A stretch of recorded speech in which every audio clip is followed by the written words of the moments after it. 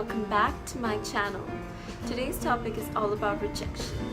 We've all faced rejection in some point of time in our lives, be it a job prospect, a business deal, or the most common, a love prospect.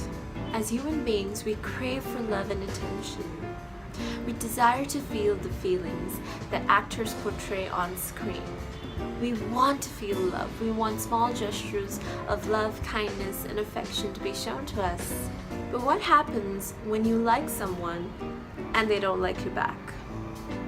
You blame yourself and you are made to think that you are at fault. Maybe there's something wrong with you. Maybe you're not perfect enough, pretty enough, smart enough, beautiful enough, tall enough, short enough. But the thing about rejection is, it's not about you. It's about the person you're talking to or you're approaching. Now, I'm not entirely blaming the person who says no to you, because they may have their own reasons. But we as humans have a very weird way of reacting to rejection. Because rejection sets off alarms in our brains, which cause us to stress and get incredibly angry. And when anger and stress take over, there is no going back. You see, anger takes over the rational thinking part of your brain. So you're not able to make any good decisions thereafter. All you do is a way of you acting out.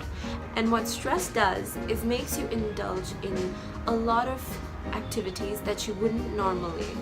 For example, you start taking up smoking, you start drinking more, you start taking drugs. A lot of people also indulge in self-abuse where they harm themselves physically. But why is it that every time you get rejected, you look at things from your perspective?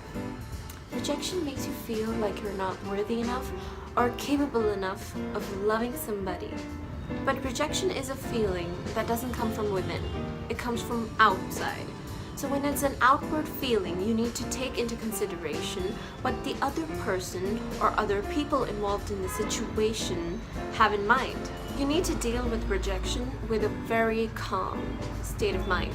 So, if you ever find yourself in a situation where you have been rejected by somebody or a group of people, you need to take the following steps.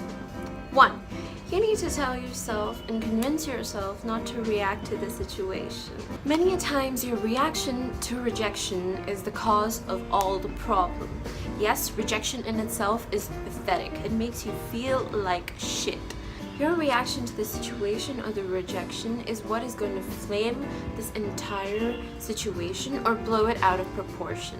So if you ever face rejection or find yourself in a situation where there is a lot of rejection involved, you need to shut up, because this will lead you to the next point, which is calm yourself down.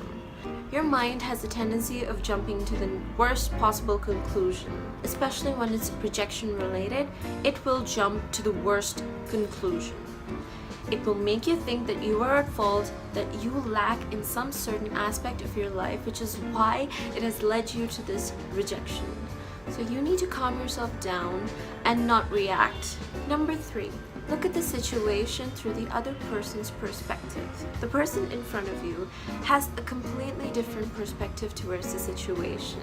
For example, if you are approaching somebody to date that person and you're in love with the person, that person does not owe you any obligation to feel the same way.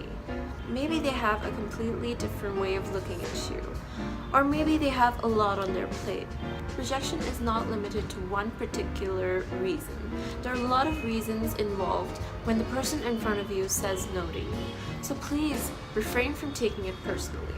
And in any situation, please hear the person out.